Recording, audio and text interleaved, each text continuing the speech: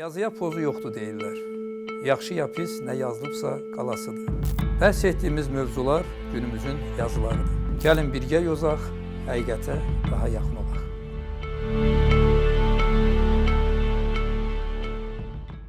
Salam əziz izləyicilər, xoş gördük. Bugünkü həm söhbətim tanınmış jurnalist, Azərbaycanın ağsaqqal jurnalistlərindən biri, Bakı Dövlət Universitetinin professoru, kafedra müdürü Qulu Məhərrəmlidir. Qulu müəllim, xoş gördük.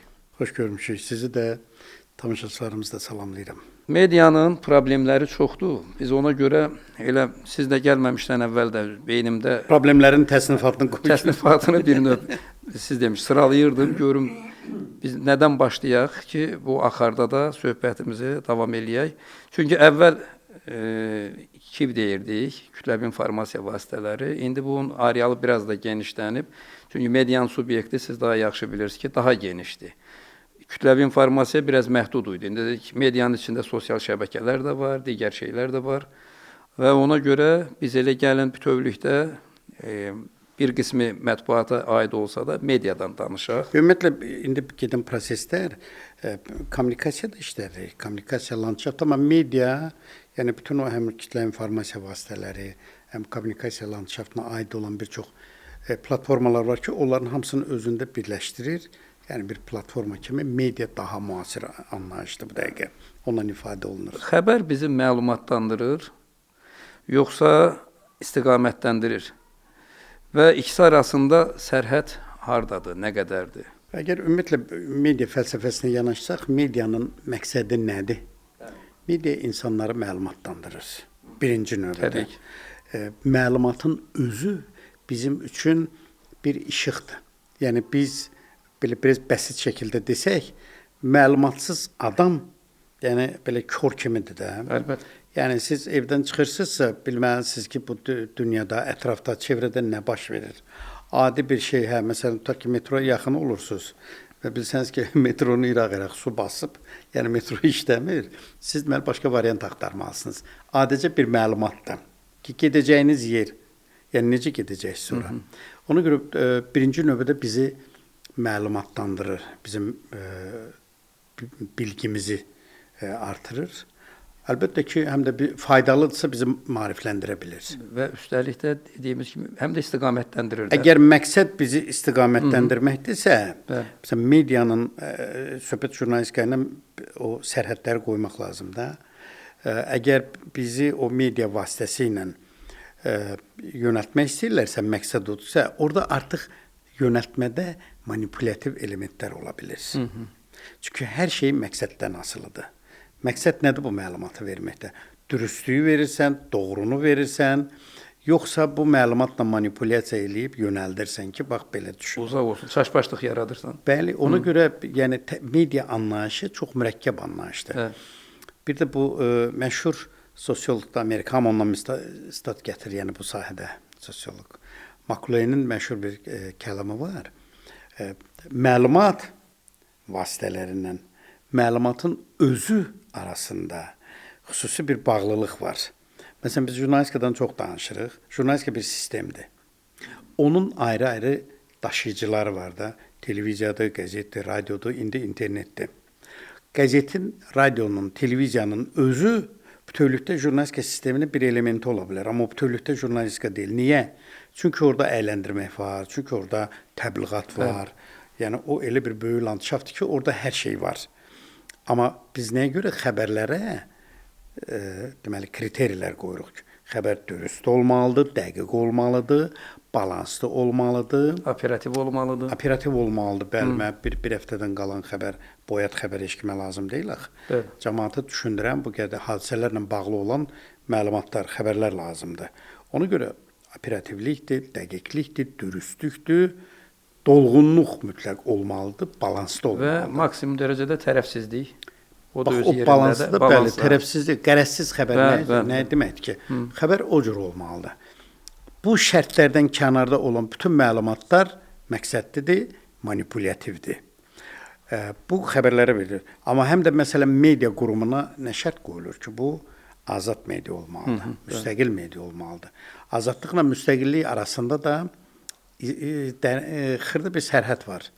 Müstəqil media odur ki, o iqtisadi cəhətdən müstəqildir. Azad media odur ki, o heç bir siyasi partiyadan, siyasi hakimiyyətdən asılı deyil. Onda bax o azad və müstəqil media həmin o dediyimiz dürüst, dəqiq xəbərləri verə bilir və onda da cəmiyyət xoşbəxt olur. Yaxşı, bir yalanı 1000 adam paylaşanda o yenə yalan sayılır, yoxsa artıq yalandan çıxıb çevrilib olur həqiqət? Bu kim paylaşır o məlumatı, bunun çox böyük önəmi var. Bəli. Yəni məsələn tutaq ki bir neçə il əvvələ getsə 20-ci ildə 44 günlük Qarabağ müharibəsində nə idi? Hamı dəqiq məlumat axtarırdı. Çünki sosial şəbəkələrə giriş çətin idi. Bu çətinliklə yanaşı həm də orada o qədər yalan, manipulyativ məlumatlar vardı ki, bu belə olacaq, olacaq. İndi məsəl üçün qısa fasilə verilib də İran-Amerika qarşıdurmasında nə qədər yalanlar var. Bəli. Bu deyir, mən qalibəm, o deyir, mən bunu belə vurdum, onu belə çevirdim, onu dağıtdım. Bunun real sübutu? Bax, belə bir şəraitdə bütün dünyada mətbuat, media bölünür iki yerə. Keyfiyyətli media və keyfiyyətsiz media. Keyfiyyətli media gerçəyi deyəndir, həqiqəti deyəndir. Manipulyasiya aparmayandır. Məsələn, tutaq ki, buna aiddir BBC. Şərt olaraq. Hətta məsələn, CNN-lə müqayisədə BBC bir pillə yuxarıdır. Niyə? Çünki BBC daha çox operativliyə meyildir. Kameranı qoyur, hadisə yerindən işıqlandırır, operativdir, şərtçi danışır. Nəysə yanlış deyə bilir, amma sonra dəqiqləşdirir. Ona görə də keyfiyyətli media, məsələn, Guardian qəzeti, yəni bu keyfiyyətli media, Washington Post, yəni hər halda bütün dünyada, yəni bu transmilli medialarda bunlar deməli keyfiyyətli media sayılır. O yalan deyirsə, yəni insanlar ondan üz döndərə bilir. Məsələn, BBC ilə bağlı məşhur misallar var da. İraq müharibəsində Amerika BBC vermiş ki, İraqda kimyəvi silah var. Amma müharibədən bir müddət keçəndən sonra məlum olmuş ki, orada elə bir silah yoxdur. Ona görə BBC-nin baş direktoru istefa vermişdi. Ona görə ki, o məlumat bizdə yanlış gedib. İndi bu belədir də, indi bəlkə də bugünkü müasir mediaya çox aidiyyəti yoxdur. Medianın əsasında kim hesab edirsə ki, belə yalan, bax o siz dediyiniz yalanları tirajlama var, elə deyil. Medianın əsasında dürüstlük və əxlaq dayanmalıdır. O yoxdursa, onun verdiyi məlumat da manipulyativ olacaq, yalan olacaq, təbliğat xarakterli olacaq və ondan cəmiyyət yalnız və yalnız ziyan çəkə biləcək. İdeal media yoxdur, əlbəttə. Məsələn, məni qabaqladınız deyəcəkdim. Dünyanın heç bir yerində yoxdur belə, amma buna arxain olub bütün medianda yalancı kimi ifşa eləməyə girişmək də doğru deyil. Məsələn, məşhur misal var da, Amerikada deyir, Amerikada mətbuat azadlığı Washington Post qəzetinin kəndarına kimidir. Sən girdin orada içəridə işləyirsənsə, illüziyaları buraxırsan, reallıqla məşğulsan. Ki, məsələn, bu məlumatı vermək olar, yoxsa vermək olmaz. Oradakı şərtlər daxilində. Oradakı şərtlər daxilində. Çünki bunun nizamnaməsi var, bunun yanaşması var, tələbləri var. Eləcə də Azadlıq Radiosu olsun, Amerikanın səsi olsun, BBC olsun. Yəni, onların hamısının özünün daxili nizamnaməsi var və o cürdür. Amma bu o demək deyil ki, onlar çox manipulyativdir. Məsələn, BBC, mən niyə ondan çox danışıram? Çünki Britaniya cəmiyyətində BBC dəyər sayılır. Hətta belə deyirlər ki, BBC kral taxtacı qədər müqəddəsdir. Yəni, ona manipulyasiya eləsin, yalanlar söyləsin, desin. Olur əlbəttə, dəqiqləşdirilməmiş məlumatlar ola bilər. Amma mütləq ona aydınlıq gətirilir. Media həqiqəti göstərir, yoxsa həqiqət hissi yaradır və bu faktla hiss arasındakı fərq nə qədərdir? Yaxud eyni şeydirmi? Bu yaxınlarda media ilə bağlı xarici müəlliflərdən birinin kitabını oxurdum. Orada siz deyən məqama rast gələndə mən belə çox bir xeyli onun üzərində düşündüm, təkrar oxudum. Medianın gücü yoxsa gücün mediası? Media yalanı yaradır, yoxsa ona inandırmağa çalışır insanları? Əlbəttə ki, əgər media məqsəd qoyursa ki, bu yalanları tirajdasın, indi bu filmlərdə filan da media ilə bağlı epizodlar göstərilir. Xüsusən mafiyanın ələ aldığı, nə bilim, siyasi yaxud şantaj elədiyi, təhdid elədiyi filan belə şeylər olur. Ümumiyyətlə, amma belə götürəndə medianın işi həqiqəti. Medianın 54-cü ildə qəbul olunmuş 9 prinsipi var. Onlar davamlı dəyişir, başqa prinsiplər əlavə oluna bilir. Amma 1, 2, 3-cü prinsiplər həmişə qalır. Yəni bu təməl prinsiplər. Bu təməl prinsiplərdir ki, media həqiqəti deyir, media oxucunun, auditoriyanın tərəfindədir, media cəmiyyətin adından hakimiyyət üzərində ictimai nəzarətçidir. Yəni bu prinsiplər dəyişməz olaraq qalır. İndi bizim bəzi media qurumlarını fəaliyyətini görənlər, xəbərdar olan belə tamaşaçılarımız deyir ki, bunlar deyəsən fantastik şeylərdən danışırlar, amma yox. Yəni indi internet bizə imkan verir ki, bizdə də o cür azad, müstəqil, əlbəttə özünün maliyyəsi olan media qurumları olsun. Yəni həm cəmiyyətlə hakimiyyət arasında bir körpü olsun. Media sözünü. Elə deyəcəkdim, o sağlam körpü. Bəli, mediumdan da, yəni ortalda, aralıqda olan. Yəni media hakimiyyətin necə işlədiyini, nə düşündüyünü, nə planlaşdırdığını xalqa göstərir, cəmiyyətə göstərir və cəmiyyətin qayğılarını, narahatlıqlarını, onun tənqidlərini, düşüncələrini, ehtiyaclarını çatdırır hakimiyyətə. Bax, bu ortada media onu deməli, o funksiyanı yerinə yetirir. Bu media belə olanda, tərəfsiz, qərəzsiz olanda hakimiyyət üçün də gərəkli olur, cəmiyyət üçün daha gərəkli olur. İndi biz belə heç nə ideallaşdırmırıq da, heç bir hakimiyyət belə o həqiqətpərəst medianı çox da sevmir. Elə mən yazıyordum. Ki, bizdə sizcə gerçəklik necədir bu baxımdan? Yəni, məsələn, onlar hesab edir ki, hakimiyyətdəkilər hesab edir ki, media onlar deyəni yazmalıdır. Hamısı yox. Amma ümumiyyətlə prinsip olaraq hakimiyyətdə də elə düşüncə var ki, cəmiyyətin nə düşündüyünü biz bu mediadan öyrənməliyik. Həqiqətən, yəni mən uzun illər dövlət televiziyasında çalışmış adam kimi deyirəm də, bir də görürsən ki, elə bir süjet gedirdi, yəni ən yüksək səviyyədə ona reaksiya verilir ki, bu hardadır, necə olub, onunla bağlı nə tədbir görülür, tapşırıq verirdilər, falan edirdilər, indi də o hallar olur. Yəni, əgər media öz missiyasından yayınırsa, məsələn, dünya iqtisadiyyatda böyük bir böhran olmuşdu. Bəli. Yəni, qlobal iqtisadi böhran. Onda təhlil edirdilər ki, media nəyi harda yanlış yazıb ki və yaxud nəyə göz yumub ki, bax bu cür əyintilər olub iqtisadiyyatda. Məsələn, xüsusi iqtisadi qəzetlər var da, onların təhlilləri... Yəni, medianın burada payı, biraz orada desək, günahı nə qədərdir? Bəli, yəni bu bir mənalı elədir. Məsələn, indi bu Rusiyada da biraz Putinə qədərki dövrdə belə fikirlər vardı ki, biz deyir qəzeti ona görə oxumuruq ki, görək bunlar nə yazıb. Biz nə baş verdiyini bilirik. Amma baxırıq ki, görək o redaktor nə dərəcədə vicdanlı və cəsarətlidir ki, olanları yaza bilir. Yəni, olanları yaza biləndə ondan cəmiyyət odur, ondan hakimiyyət də oda bilir. Yəni, nə qədər acı olsa da, o tənqidləri qəbul eləmək lazımdır. Əlbəttə. Yəni, ictimai nəzarətçi, Jeffersonun məşhur sözüdür ki, hakimiyyətsiz media, yoxsa mediasız hakimiyyət. Bunun hansını qəbul edir? O, bütün hallarda medianı üstün sayır. Niyə? Çünki bugün Amerikanın Amerika olmağında, Trump'ın Amerikasından söhbət getmir, indi orada da dəyərlər qarışır və s. Bizdəkilər də dərhal başlayırlar ki, dünya jurnalistikasında böhrandır, ölür, batır, gedir və s. Amma reallıq bundan ibarətdir ki, bəli, o faktlar, o həqiqət var, amma bu, deməli, reallıqda media əgər cəmiyyəti görürsə, güzgü kimi göstərirsə, televizyoninizi güzgü kimi göstərirsə, mediada onu səhifələrində əks elətdirirsə, yəni onların qarşısını almaq, bu nöqsanlara qarşı çıxmaq olar. Ona görə, bax, araşdırma jurnalistikası var, ona görə tənqidi jurnalistika var. Dünyada heç bir ölkədə araşdırma aparan, tənqid edən jurnalistlərin günü xoş keçmir.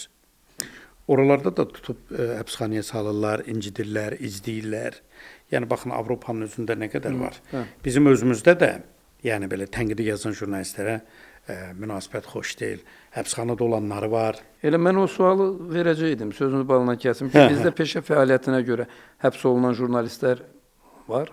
Siz Azərbaycanda siz necə hesab amma edirsiniz? biz əgər riyakarlıq eləsək deyək ki, yox, onları nə bilim vergi, iqtisadi səbəblərə görə tutulur. Yaxud siyasi motivlə, siyasi motivə görə.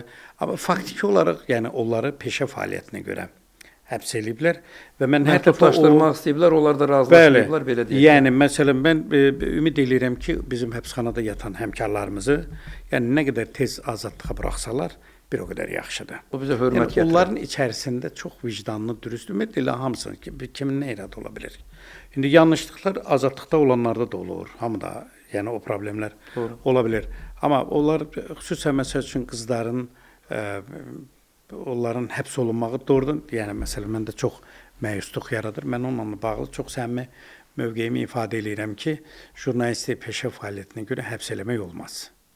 Yəni onlar hər kəsdə yenə də deyirəm ki, yanlışlıq ola bilər, səhv ola bilər. Amma məsələn tutaq ki, biz necə Ələsgər Məmmədli kimi doğrudan belə böyük vətəndaşlıq gücü, yükü, mənası olan bir adamı necə həbsxanada saxlamaq olar? Ruhlu, təəssübkeş bir adamdır. Bəli, Türkiyədə təhsil alıb, gözəl media mütəxəssisidir, ümumiyyətlə hüquqşünas kimi gözəldir. Yəni məsəl üçün bizim bu imkanımız olanda hakimiyyət adamlarına da deyirik ki, bu kənardan çox barbar bağıranlara çox əhəmiyyət vermək lazım deyil. Ümumiyyətlə mediada o cür adamlara böyük rəğbət var. Cəmiyyətdə o cür adamlara böyük rəğbət var. Onun həbsindən cəmiyyət uduzur. Yəni bizim ictimai düşüncəmiz odur. Məsələn bu media haqqında qanun müzakirə olanda biz də belə bir jurnalist qrupu olaraq belə klub yaratmışdıq, onu müzakirə edirdik. Hakimiyyətlə çox rahat danışıqlar aparırdıq. Media agentliyində bir neçə dəfə müzakirələr oldu. Yəni orada öndə dayananlardan biri Ələsgər Məmmədli idi. Yəni həm də ki axı bilirsiniz, əgər mən media qurumunun rəhbəriyəmsə, sizə maaş verirəmsə, ya tutmaq lazım olsa gərək məni həbs eləsinlər də. Niyə? Çünki sizə nə aidiyyəti var ki? Siz maaşı alırsınız, vergisi ödənilir, amma o pulun hardan gəlməyini araşdırmaq sizin borcunuz deyil. Amma bütövlükdə götürəndə yenə də deyirəm, jurnalistin həbsxanada qalması, yəni ölkə adına da iqtidar adına da, yəni biraz belə ağırlıq gətirir. Yəni biz bunu çox belə xoş niyyətlə deyirik ki, məsələn, onların həbsdən buraxılması çox vacibdir. Doğrudan. Yəni məsələn, həmkarlar da indi bu gün siz burada işləyirsiniz, sabah bir başqa yerdə işləyə bilərsiniz. Məsələ bundadır ki, yəni Azərbaycanın tənqidçiləri üçün və qərəzlə tənqid edənlər üçün əsas vermək olmaz.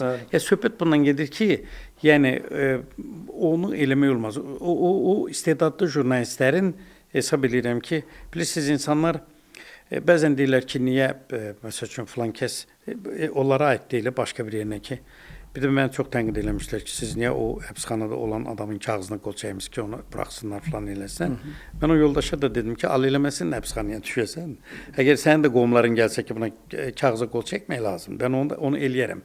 Çünki o həyat situasiyası elədir ki, insan üçün bir dərs olur. Düzdür, dərs götürməyənlər də var, yenə daha nəticə çıxarmayanlar, davranışda olanlar da var. Amma mahiyyət bundan ibarətdir ki, biz yəni ölkənin, Azərbaycan çox bəziləri buna təbliğat kimi baxır, amma reallıq bundan ibarətdir ki, Azərbaycan bugün həqiqətən xarici siyasətində o qədər belə ciddi addımlar atır, o qədər belə bu nüansları, bu təhlükələri belə çox çətinliklə, labirintlərdən keçərək çox ağıllı, incə manevrlər eləyir. Yəni indi burada prezidenti tərifləyəndə bizə nə deyəcəklər ki, bu yaltaqlanır ya belə. Bizdə ümumiyyətlə belə tərifli söz deyəndə belə onun da arxasında axtarırlar. Tənqid eləyəndə ona deyirlər ki, yəni hada elədir də. Amma elə deyil. Yəni məsəl üçün bu cür ölkədə mən hesab edirəm ki, yəni mətbuat fəaliyyəti üçün, internet fəaliyyəti üçün necə normal fəaliyyət varsa, yəni jurnalistləri peşə fəaliyyətinə görə həbsxanaya salmaq olmaz. Orada şəxsən tanıdığımız insanlar var. Xarici ölkələrdə onlardan bir yerdə olduğumuz adamlar var.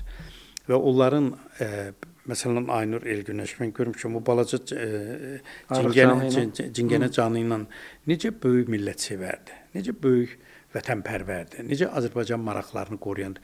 İndi bir iki də məmuru tənqid edəndə nə olur ki, dünya dağılmır ki. Yaxud Allah şəfasını versin, Əvəz Zeynallının aqibəti. Və tamamilə doğrudur. Yəni adamlar bax bu belə qanlarını qaşığa qoyub tənqid edirlər. Özü də bu tənqid elədiyi adamlar məlum olur ki, elə doğrudan geniş miqyasda bunlar həqiqətən nəinki o tənqidə, hətta daha yəni, haqlıymışlar. Ciddi cəzaya.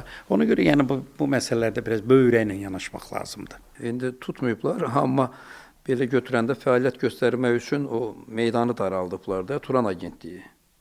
İndi Mehman Əliyev yüksək səviyyəli peşəkardır və yaxud onun agentliyi öz aramızdır da.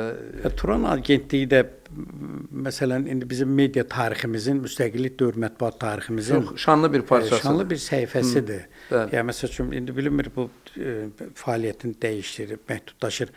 Əksinə oradakı güclərdən, oradakı intellektual insanlardan təhlillər üçün, analitik yazılar üçün, xüsusən xarici ölkəyə çıxış mənasında şərhlər üçün vaxtı ilə olub, yəni bunlar eləyiblər.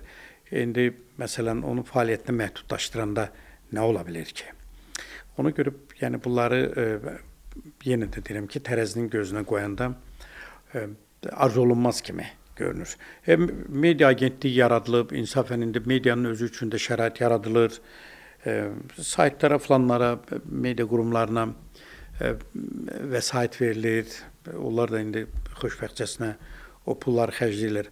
Amma və lakin, məsəl üçün, Azərbaycanda gündəlik qəzetlərin sayının azalması... Onu deyəcəkdim, amma qəzetçilik sıradan çıxır. Qəzetlərin sayının azalması, gündəlik qəzetlərin sayının azalması. Hesab edin ki, biz arxiv imkanlarını daraldırıq. Bəli. Qəzetlər, gündəlik qəzetlər, tarixin saniyə əqrəbləridir. Mən həmişə deyirəm ki, qəzet, jurnal salnamədir. Bəli. Bu çox vacib bir şeydir. Biz onun indi sanki silib süpürüb atırıq bir kənara. Halbuki 100 il əvvəl, məsələn, mənim lazım olmuşdu, keçən əsrin əvvəlində sirklə bağlı, filanla bağlı məlumat getmib Kaspia qəzetini tapıb, əl yazmalar... Gündəlik, gözəl orada, bütün mədəniyyət xəbərləri, xronika var. Amma biz bilmirik 100 ildən sonra bu elektron resurslarda olan şeylər necə arxivləşəcək, necə əl satan olacaq, öz aramızda. Məsələn, Kaspia qəzetində Bakıya gətirilən birinci maşının taleyi var da. İlk rentgen aparatı nə vaxt gətirilib, hamısı orada var. Maşını gətirən kim olub? Məlum olur ki, Bakının ilk polis qubernatoru. O gətirib adı ilə filandan hər şey var. Yəni demək odur ki, o bir tarixin yaddaşıdır. Ona görə gündəlik qəzetlər, bizim indi yaxşı qəzetlərimiz var idi, indi də var. Belə informativ qəzetlər olaraq bunların qalması, axı bundan həm də nə əziyyət çəkir? Dil. Bizim bu dəqiqə dildə çox həssas yanaşma var. O gündəlik analitika bir başqa şeydir. Xəbər düşüncəsi bu bir başqa şeydir. Ona görə də gündəlik qəzetlərin, məsəl üçün, mənə gəlir ki, bir 4-5 qəzet saxlamaq olardı. Yaponiya kimi yerdə, oturuşmuş cəmiyyətdə filandır, haradasa bir 30-a yaxın gündəlik qəzet çıxır. Yəni, əhali 80 milyondur, 90 milyondur. Amma bunlar var da, böyük tirajlarla, milyon yarım, 2 milyon, 14 milyon, 15 milyon. Yəni, bu cür qəzetlər var. Yəni, media ilə bağlı danışanda, əlbəttə ki, təkcə belə neqativə köklənmək olmur. Yəni, müsbət meyllər də var və müsbət meylləri qeyd eləməklə yanaşı, əlbəttə ki, bax o, deməli, neqativləri də deyir ki, deyəndə işin xeyrini olur. İndi deyirik, eşidərlər sağ olsunlar, eşitməzlər də canları sağ olsun. Yəni, biz bunu kənardan bir baxış kimi, xoş niyyətlə deyirik, yəni, ölkəmiz adına deyirik ki, yəni, bunların olmaması lazımdır. Bunun mənim, biz xəbərləri seçirik, yoxsa xəbərlər bizi seçir? Alqoritm kimə xidmət edir, kimə işləyir? Əvvəl biz xəbərləri seçirik alqoritmə görə, sonra xəbərlər bizi seçir. Yəni, məsəl üçün, siz maraqlansanız ki, tutaq ki, Avropa Birliyində gedən proseslər, sizin xəbər artıq sizi seçir, alqoritm sizin qarşınıza ancaq o xəbərlər çıxır. Necə ki, siz internetdə hər hansı bir şəkilə baxırsınız, maşına, texnikaya, mən nə bilim, başqa düşüncədə olan adamlar başqa şəkillərə baxır, qabağınıza dərhal onlar çıxır. Yəni, artıq xəbər alqoritm olaraq sizi izləyir. Ona görə biz dünyanın və hətta xəbərin bir parçasıyıq artıq. Bundan qaçmaq mümkün deyil. Emosiyasız həqiqət niyə diqqəti çəkmir? Düz olan sizcə niyə belə? Əgər xəbərdən danışırıqsa, orada emosiyaya yer yoxdur. Amma düz olanda darıxdırıcıdır sanki. Yox, söhbət nədən gedir? Söhbət xəbərin emosional təqdimatından gedir. Buna jurnalistikada, ümumiyyətlə televiziyada infotainment deyilir. Məsəl üçün Amerika televiziyalarında xüsusi verilişlər var. Bizdə də var idi. Yəni məlumatın əyləncəli şəkildə çatdırılması. Ya olub da bu məsələn bu cür Rusiya televiziyasından gəlmə bizdə proqramlar vardı. Avropadan seyrilir, Rusiya vasitəsilə bizə də gəlib çıxırdı. Və o cür əyləncəli xəbərlər var idi. Vaxtıyla bilirsiniz, 2-ci Yekaterina Alman mütəxəssislərini dəvət edir ki, bu Rus mujiklərini maarifləndirin. Onlara tövsiyə edirdi ki, bunlara belə müəllim kimi, belə çox mühazirə oxumayın. Bunlar bir əyləncəli şəkildə deyin ki, o məlumatı anlasınlar, bilsinlər. Yəni maarifləndirmənin, xəbərləmənin əlbəttə ki, o qolu da var. Görün nə qədər yumoristik verilişlər var. Gün ərzində olan hadisələrin hamısının yumoristik obrazını yaradırlar. Düzdür, o sırf jurnalistika sayılmır, amma siz deyən kimi ictimai rəyə təsir eləyə bilir. Yamsılamalar, prezidenti deməli baş naziri ya hər hansı bir deməli məmurun belə deyək də emosional obrazından o xəbərləri onlardan keçirərək göstərilir. Yəni bu bir tərzdir. Bütün hallarda hər şeyin mayasında həqiqət dayanırsa, gözəl və xoş niyyət dayanırsa, o niyyətə alqışlamaq lazımdır. Yaxşı, onda biz həqiqəti axtarırıq, yoxsa rahat yalanı? Həqiqəti axtaran da var və o rahat yalanla, illüziyalarla yaşayanlar da var. Amma əgər insan doğrudan sabaha baxmaq istəyirsə, öz həyatını dürüst qurmaq istəyirsə, o yalnız həqiqətə baxmalıdır. Xəbərlər həm də bizim gedəcək yolumuzu işıqlandıran projektordur.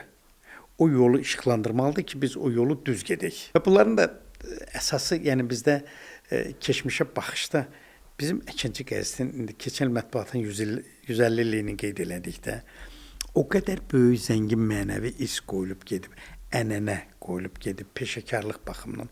Azərbaycanda bilirsiniz də Əkinçi qəzeti o qəzetdir ki, onun oxucusu yoxdur, amma qəzet var. Mətbuat belə yaranıb. Yəni oxuyan yoxdur, savadlı adam yoxdur, amma Zərdabi mühiti yaradır. O mühitin içərisindən artıq o ziyalı təbəqə, o təhsil sistemi, o teatr, o mədəniyyət, o ictimai şuur, ardınca milli şuur, siyasi düşüncə, bunlar 20-ci əsrin əvvəllərinə qədər gətirib çıxartdılar və 20-ci əsrin əvvəllərində Azərbaycan mətbuatı bir intibah dalğasının əsas katalizatoru oldu. Şərqi Rus, ondan sonra gəldi. Kaspinin də rolu xüsusidir, çünki 1898-dən artıq bir başqa Kaspi idi o. Həyat qəzeti, Füyuzat, İrşad, sonra onun ardınca gəldi digər qəzetlər. Molla Nəsrəddin nadir bir qəzet, jurnal təcrübəsidir. Yəni biz onun 120 illiyini indi o gün qeyd edirlər. Yəni bu tarixi biz bilməliyik. Doğrudan da 120 illikdir. Elədir. Ona görə də bax o ənənənin üzərində dayanan mətbuat bu cəmiyyəti irəli aparmağa qadirdir. Amma indi kağız və artıq elektron media, belə deyək də, internet mediası, yeni media ənənəvi media ilə bir sıçrayışla öndədir.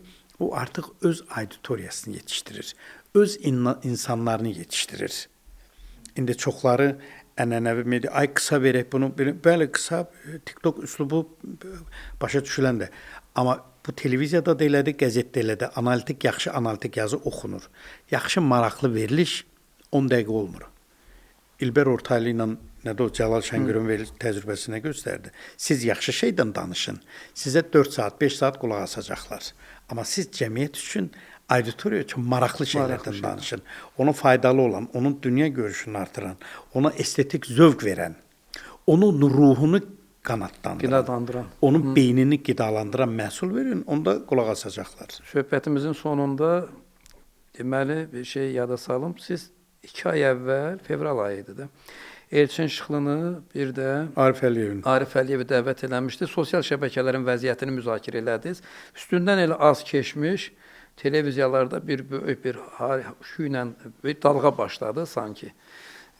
Bu verilişlər bizim millətin zövqünü koruyur, ətin tökür, loru desək və bir qiyam elə bir televiziyalara qiyam qalxdı. Amma biz eləmədik onu, ha. Yox, sanki elə bil siz duymuşdunuz bunu. Mən yadınızdasa bir dəfə də dedim bu. Hə, söhbətlərimizdə dedisən. İndi bu televiziyalarda nə qədər verilişlər bağlandı. Siz bu bilmirəm, buna dəyişiklik deyirsiniz, dəyişikliyin astanası deyirsiniz. Siz bunu necə görürsünüz? Ümumiyyətlə hazırki efir siyasəti də sizi qane eləyirmi? Bizim televiziya məkanında indi mürəkkəb proseslər gedir. Bax, o verilişlərin, mən onların bəzilərinə doğrudan keyfiyyətsiz verilişlər deyirəm və o aparıcıların da doğrudan bir qismi efir üçün deyirlər. Yəni, onlar toy apara bilər, məclis apara bilər və s. Amma ictimai tribuna üçün bunlar yararlı davranışlar nümayiş elətdirmirlər. Və o verilişlərin bağlanmağı televiziya üçün belə biraz işığı artırır. Amma buna islahat demək, buna yenilik demək, buna böyük dəyişiklik demək hələ çox tezdir. Yaxşı veriliş, yaxşı media mühiti, yaxşı televiziya mənzərəsi o zaman yaranacaq ki, bizi vitrin kimi əks elətdirən televiziyalarda yaxşı veriliş olacaq. Faydalı, maraqlı verilişlər olacaq, gərəkli verilişlər olacaq. Televiziyada, radioda bizim ruhumuzun məkanıdır. O ruh həmişə təmiz qidalanmalıdır. O beyin yaxşı informasiyanın qidalanmalıdır. Çünki o beyin, o insan gələcəyə gedir. Özü ilə övladlarını, nəvələrini aparır. Belə uşaqlar üçün verilişlərdən tutmuş, böyüklərə qədər bax, o yolu dürüst getmək lazımdır. Mümkündür, xüsusən büdcədən maliyyələşən televiziyaların, indi insafən bizdə gərək düzünü deyəsən ki, həm ASTV-də, həm ictimai televiziyada maraqlı verilişlər var. Baxırsan, görürsən, yeri gəlmişkən, məsələn, bu il bizim radionun 100 yaşı tamam olub. Bir əsr televizyanda 70 il. Televizyanda 70 yaş tamam olub. Bu böyük, hesab edirəm ki, böyük mədəniyyət hadisəsidir. O da bir növ hesabatdır və məsuliyyətdir həm də ki, o ənənəni o şəkildə davam eləyəsən. Problemlər bizdə özəl televiziyalarda və daha çox şou proqramlarda olur. O şou proqramlardakı orada əsas məqsəd əyləndirmək deyil, pul qazanmaqdır.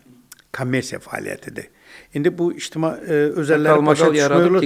Hər ki, reklamçı buna çox adam baxdı, sponsor ona çox pul versin, reklam gəlsin və s.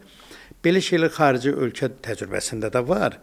Məsələn, İtaliya, Almaniya hərdən elə həyasız şeylər görürsən ki, orada desəm, bizimkilər bu yaxşını qoyub, belə niyə axmaq şeyləri öyrənirlər onlardan. Bütün hallarda mentalitet ona qarşıdır. Yəni, biz dedik, demədik, sən bu son illərdə milli düşüncədə, milli mentalitetdə çox böyük deformasiyalar var. İnsanlar dönənə qədər yaramaz kimi baxdıqları bir şey az qala bir norma kimi qəbul edirlər. Hörmətsizlik, təhqir, bax o dediyiniz sosial şəbəkələrlə bağlı biz verilişdən ona görə danışırıq ki, elə şey var ki, bir müddət dözürsən, amma sonra görürsən ki, dözülməz bir şərait yaranır. Vaxtı ilə biz bax o söyüş şeylərlə bağlı hökumət adamlarına da dedik, səbəblərini də göstəririk ki, bu birazdan sonra böyük bir dalğaya çevriləcək. İdarə olunmaz olur. İdarə olunmaz çevrilir. Yəni, onun artıq stimullaşdırılanda o hərəkət və ora maliyyə qarışanda, oradan deməli, faydalanmalar olanda, o zaman o qarşısalmaz prosesə çevrilir. Bir də bir ifadə var, cinayət cəzasız qalanda stimullaşdırır. Həqiqətən elədir. Ona görə də yəni bu yeni cəmiyyət, yeni nəsil, yeni şuur, yeni platformalar, bunlar gəldikcə, bunlar insanın informasiya ruha bağlı, düşüncəyə bağlıdır da. Bax, sən o informasiya ilə o cəmiyyəti irəli də apara bilirsən, onu şikəst eləyə bilirsən. Ona görə cəmiyyəti, xüsusən gəncləri mənəvi cəhətdən şikəst eləmək olmaz. Onların yolu açıq olmalıdır. Tərbiyədə ciddi problem var, təhsildə ciddi problemlər var. Mən indi özüm ali məktəbdə işləyəndən sonra görürəm, biz deyirik ki, gəncləri tərbiyəliyik, amma o gəncləri tərbiyə eləyən, adını tərbiyəçi qoyan pedaqoq qismin özünün içərisində o qədər böyük problemlər var. Mənim ixtiyarım olsa, mən onların heç birisini auditoriyaya buraxmaram. Yəni, əslində o düşüncə ilə, o əxlaqla, o davranışla o adamları auditoriyaya buraxmaq olmaz. Yəni, mənəvi haqqı yoxdur. O səviyyəsizliklə, bəli, müəllim tələbədən az bilir. Tələbə telefonunda bir dəfə 5-6 əməliyyat apara bilir. Sən indi onu götürüb ibtidai icma qaydaları ilə primitiv bir şəkildə dərs keçirsənsə, sən cinayətə yol verirsən. Ona görə bu orta məktəblərdə attestasiya falan eləyirlər, onları ilə ali məktəblərlə də eləmək lazımdır. Çünki onlar pul verirlər, oxuyurlar. O pulun müqabilində onlar yaxşı keyfiyyətli təhsil almalıdırlar. Evet. Bizim təhsil naziri bir dəfə dedi ki, yaxşı dərs keçmirsə ver məhkəməyə. Ya biraz belə ola bilər deyiliş tərzi çox da normal deyil. Hərçənd mən məsələn normal hesab edirəm onu. Amma birinci növbədə naziri elə eləməli ki, elə dərslər keyfiyyətli keçirilsin də. Metodikası olsun və s. olsun ki, gənclər keyfiyyətli təhsil alsınlar. Belədir vəziyyət. Qulum müəllim, təşəkkür edirəm. Zəhmət çəkdiniz, gəldiniz. Biz də ümid eləyək ki, biz həmin bu keyfiyyətli dəyişikliyə, indi islahat sözü biraz tutumludur və biraz da bəzi adamlar hürküdür. İslahata doğru gedəcəyik. Olsun. İstər televiziyada, istər qəzetçilikdə, bütövlükdə media mühitində, biz indi bugün mediayla bağlı söhbətimiz, bunu medianın üstündə konkretləşdiririk. Amma əslində elə cəmiyyətin bütün sahələrinin belə bir köklü keyfiyyət dəyişikliyinə, islahata gəlin razılaşaq ki, ehtiyacı var. Var, bəli. Və bunun bəzi yerlərdə də işartıları görünür. İndi ümid eləyək ki, növbəti görüşümüzdə biz bu uğurlardan, müsbət o dəyişikliklərdən danışacağıq. Sağlıq olsun. İnşallah. Ümidlə yaşayaq da, ümid gələcək ömürdən alınan kreditdir. Yəni biz o ümid krediti ilə yaşayaq. Əziz izləyicilər, belə ilə daha bir söhbətimiz sona yetdi. Kanala abunə olmağı, verilişlərimizə baxıb bəyənməyi, fikir və təkliflərinizi yazmağı unutmayın. Sağ olun, Allah'a əmanət.